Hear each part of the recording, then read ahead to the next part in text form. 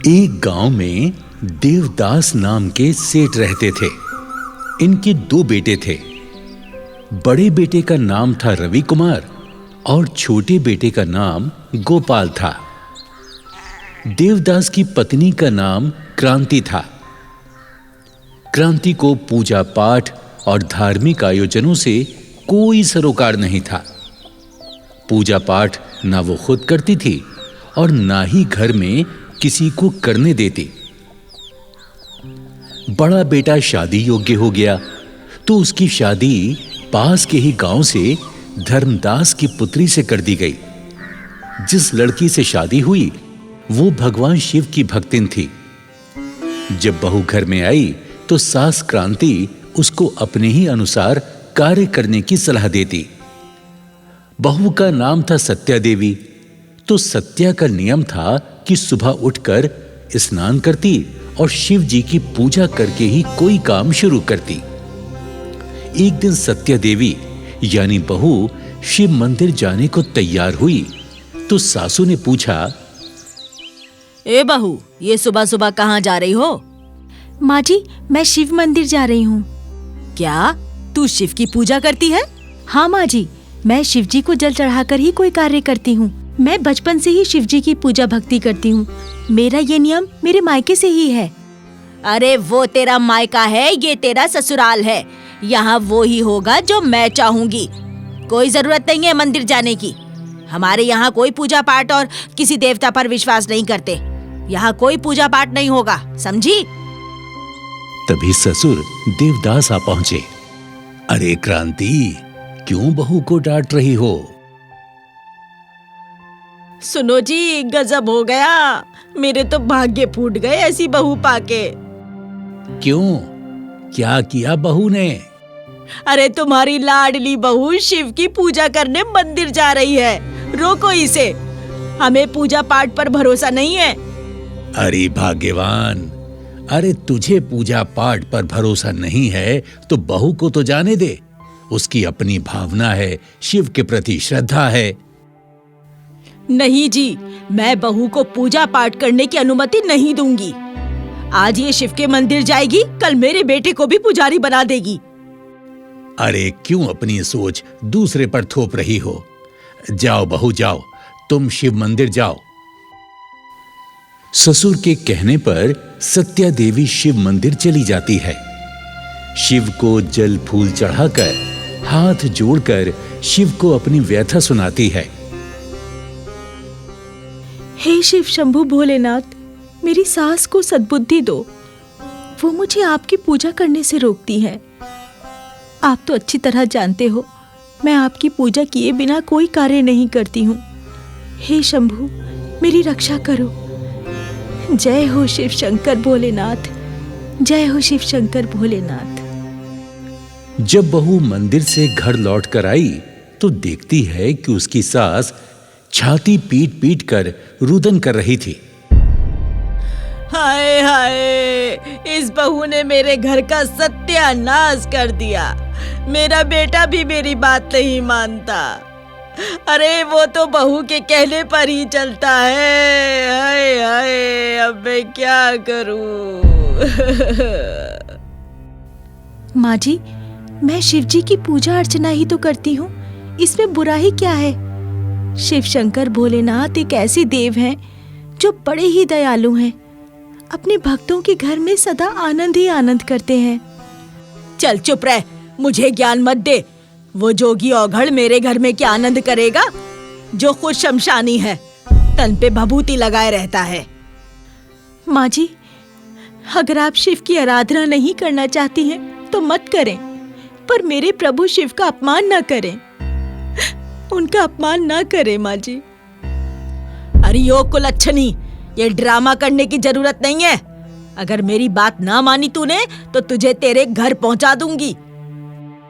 दूसरे दिन बहू सत्या देवी रोज की तरह सुबह स्नान करके शिव मंदिर जाने की तैयारी करने लगी। तभी उसकी सास चिल्लाने लगी, अरे ओ, कहाँ चली? आज तू मंदिर नहीं जाएगी। सबसे पहले नाश्ता तैयार कर। मेरा बेटा काम करने क्या भूखा जाएगा? सुनो जी, मेरा नियम मत तोड़ो, मुझे मंदिर जाने दो। मेरे शिव भोले मेरी बाट निहार रहे होंगे। अच्छा, तेरा भोला तेरी बाट देख रहा होगा और तेरा पति परमेश्वर भूखा जाएगा। अरे भाग्यवान, मैंने कितनी बार कह दिया, बहू को पूजा पाठ के लिए मत रोको, उसे जाने दो। जा बहू तो पूजा करने, देर मत कर। बहू मंदिर चली जाती है।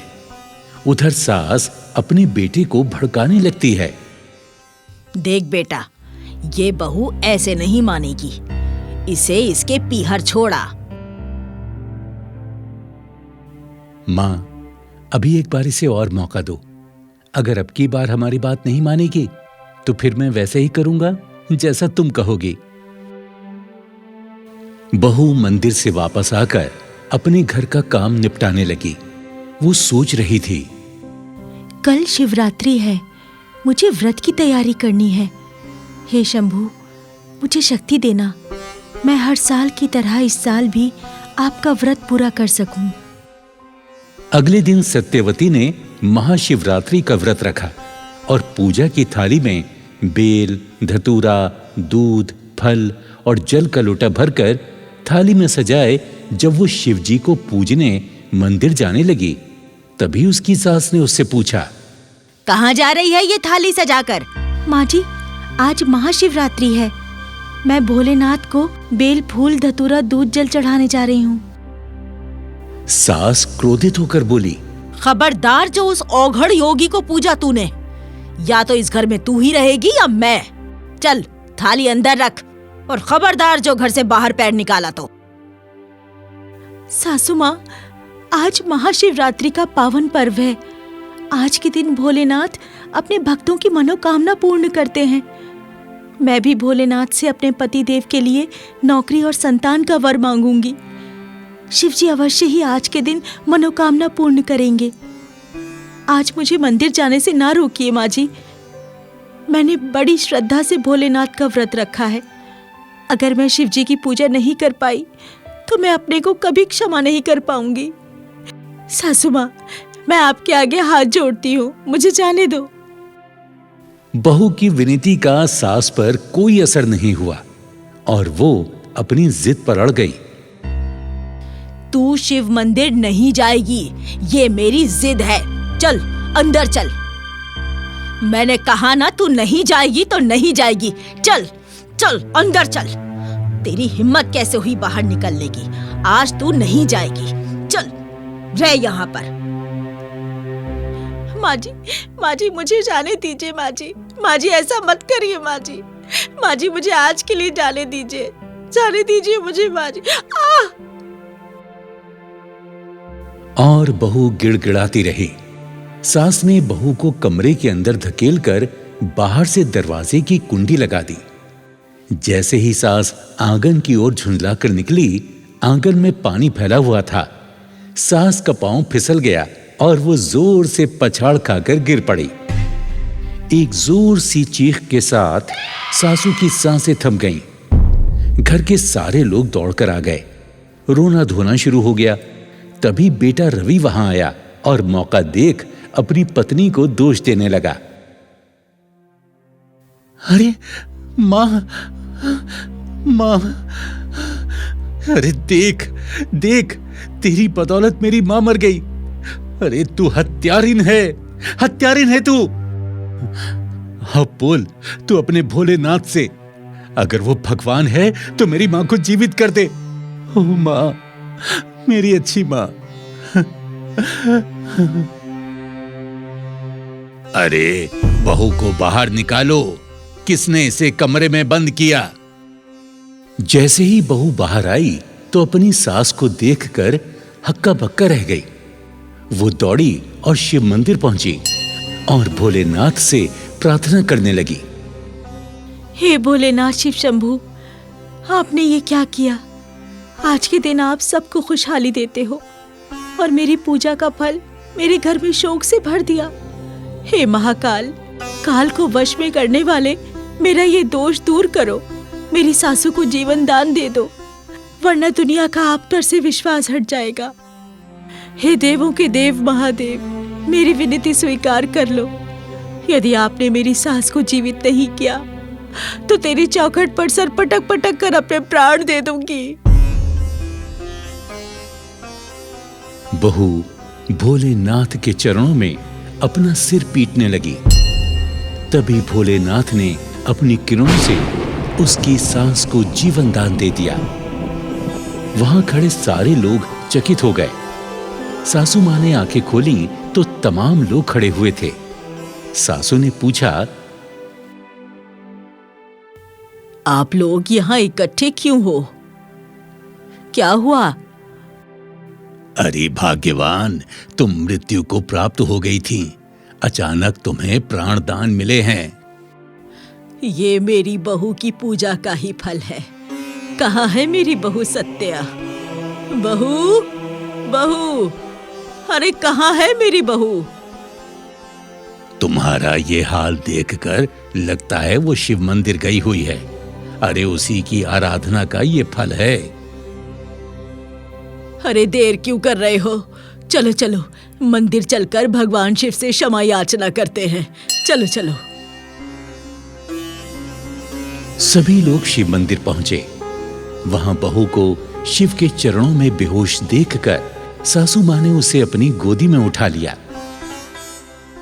बहू, हे बहू, आंखें खोलो बहू। हे शिव शंभू भोलेनाथ, मेरी भूल को क्षमा करो। आज से मैं भी आपकी पूजा करूंगी। शिव की कृपा से बहू ने आंखें खोली तो स्वयं को अपनी सासू मां की गोदी में पाया। सास ने अपनी बहू से माफी मांगी। बहू, मुझे क्षमा कर दे। मैंने तेरी पूजा पे शंका की। तेरी पूजा और भोलेनाथ की कृपा से मैंने फिर से जीवन पाया है। मुझे क्षमा कर दे बहू। सत्या, मुझे क्षमा कर दो। मैंने भी तुम्हारा बहुत दिल दुखाया है, तुम्हारा अपमान किया है। मुझे क्षमा कर दो। क्षमा मांगनी है तो मेरी शिव शंभू भोलेनाथ से मांगो।